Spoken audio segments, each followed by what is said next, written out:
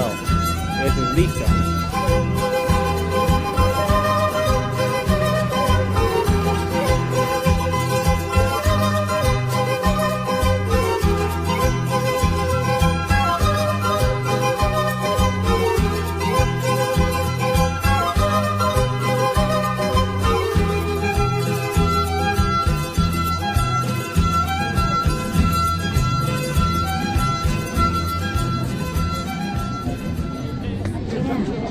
Esta es la ruda, esta es la Santa María, este es el chilchil, este es el guando amarillo, este es el blanco, este es el rojo, y este es eucalipto, este es altamiso, este es sauce, este es poleo, sauco blanco, sauco negro, chilca, todo para poleo, todo sirve para todas las enfermedades.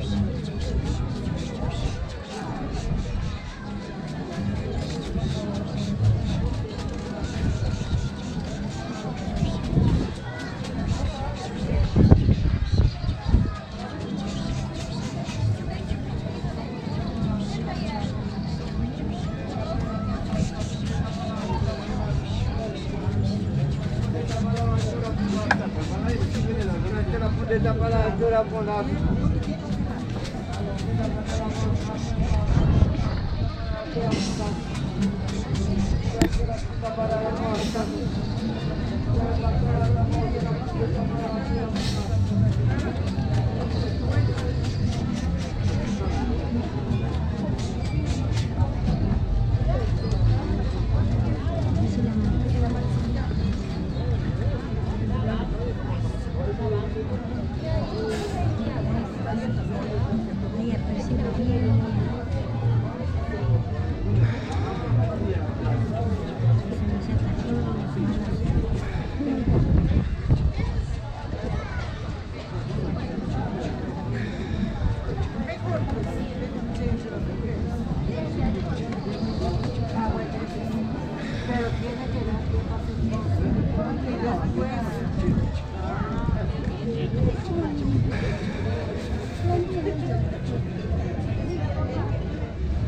¿Qué le ve, señora, usted? Tiene ojo, espanto y muy nervioso.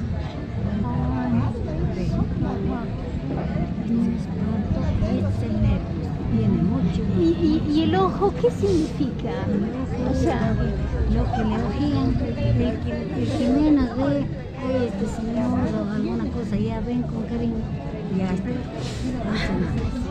Eso es, no es tal vez que esté mirando tanto, nada, no.